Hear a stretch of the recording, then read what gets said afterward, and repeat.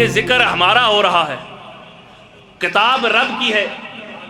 بھیجنے والا رب العالمین ہے، نازل آقا علیہ الصلوۃ والسلام پر ہو رہی ہے،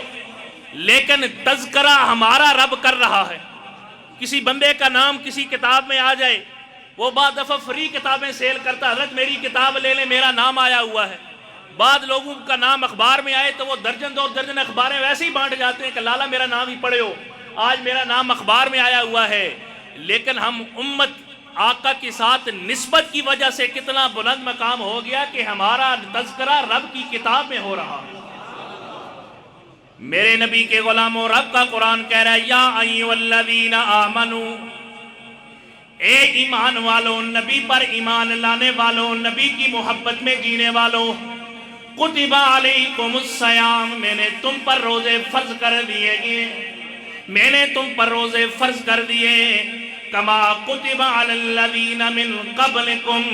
جیسے تم سے پہلے لوگوں پر روزے فرض تھے۔ میں نے تمہیں اپنے نبی کی امت بنایا ہے، میں نے تمہیں اپنے نبی کا امتی بنایا ہے، اس سے پہلے بھی انبیاء کی امت پر میں نے روزے فرض کیے ہیں، تم پر بھی اس لیے فرض کر رہا ہوں کہیں عبادت کے مقابلے میں تم باقی امتوں سے پیچھے نہ رہ جاؤ، اس لیے تم پر بھی روزے فرض کر رہا ہوں کہ در روزوں کے ثواب اور اجر میں تم ان سے کم نہ ہو جاؤ۔ اللہ نے باقی انبیاء پر بھی روزے فرض کیے، باقی انبیاء کی امتوں پر بھی روزے بھی فرض کیے۔ حضرت آدم علیہ السلام پر اللہ نے 13، 14 اور 15واں جو چاند کی تاریخیں ہوتی ہیں ان پر روزوں کو فرض کیا۔ حضرت نوح علیہ السلام کی امت پر بھی روزے فرض کیے گئے۔ حضرت موسیٰ علیہ السلام کی امت یوم عاشور کا روزہ رکھتی، اس لیے کہ اللہ نے اس دن انہیں بنی اسرائیل کو فرعون سے نجات دلائی ہے۔ عیسائی بھی روزہ رکھتے تھے، لیکن باری آئی نبیوں کے غلام کی، باری آئی امام الانبیاء کے خادموں کی، باری آئی امام الانبیاء کے نوکروں کی،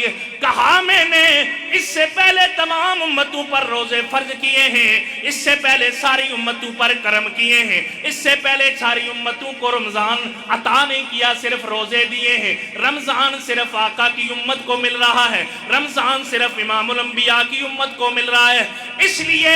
جس نبی کی امت کو میں روزے دے رہا ہوں وہ میرا محبوب ہے، وہ امام الانبیاء ہے، ان کی امت کو میں روزے بھی ایسے عطا کروں گا کہ ساری امتیں ان پر رشک کرنے لگ جائیں گی۔ تو رب نے پچھلی امتوں پر بھی روزے فرض کیے، اور کہتے ہیں کہ جو عیسائی تھے ان پر رب نے جب ماہ رمضان کے روزے فرض کیے نا تو ان نے یہ کیا کہ کیونکہ رمضان کا مہینہ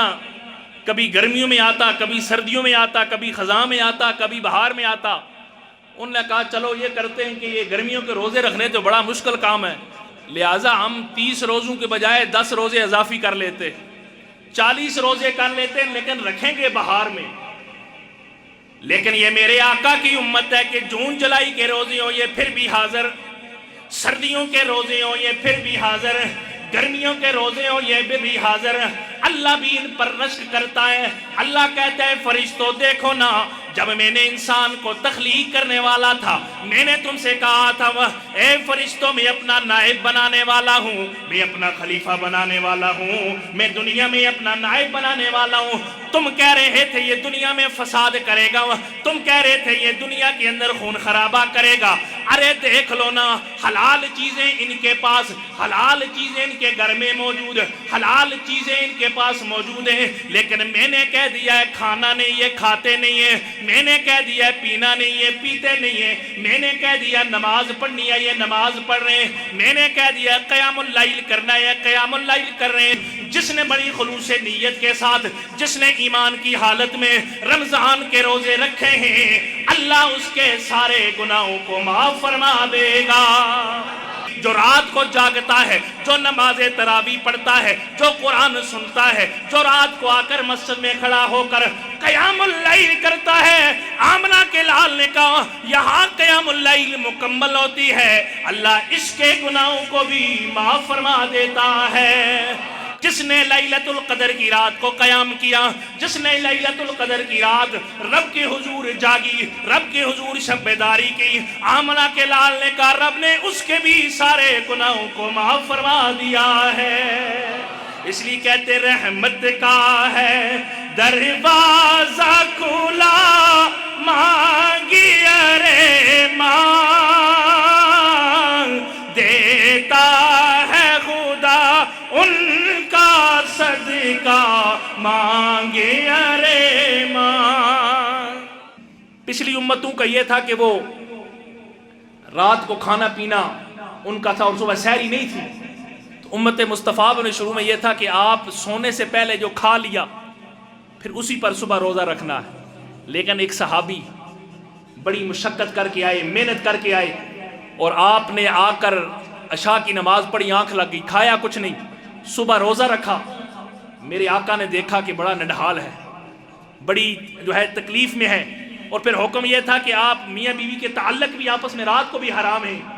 تو پھر اللہ نے کرم یہ کیا کہ اللہ نے امت مصطفیٰ کو سحری جو عطا فرما دی۔ میرے آقا نے فرمایا سحری کیا کرو اس لیے کہ اس میں برکت ہے، اور میرے آقا نے فرمایا سحری میں سب سے بہترین جو غذا ہے وہ کھجور ہے۔ اس لیے اب اللہ نے کھانا ہم نے ہے، لیکن نیت یہ کریں گے کہ سحری کرنا میرے آقا کی سنت ہے، تو اللہ اس پر بھی ثواب عطا فرمائے گا۔ افطاری کرنا میرے آقا کی، کسی کو افطاری کروانا، میرے آقا نے فرمایا جو بندہ کسی کو افطاری کروائے گا جتنا ثواب روزے دار کو ملے گا اتنا ہی ثواب اللہ تبارک و تعالی افطاری کرانے والے کو ادا کرے گا۔ کتنا بڑا اجر ہے، کتنا بڑا ثواب ہے۔ تو اللہ تبارک و تعالی نے یہ کرم کیا امت مصطفیٰ پر،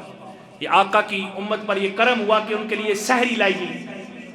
اور پھر روزے کے اندر جو ہے یہ تبدیلی کی گئی کہ اب آپ نے رات پوری کھا بھی سکتے ہیں، پی بھی سکتے ہیں صبح صادق سے پہلے۔ لیکن ایک اور مسئلہ یہاں پر، جب ہم افطاری کرتے ہیں یا صبح روزہ بند کرتے ہیں تو اس وقت کا وقت آج کل نیٹ پر دے دیا گیا ہے۔ بعض لوگ یہ کرتے ہیں کہ اذان ہوتی رہتی ہے، کھاتے رہتے ہیں۔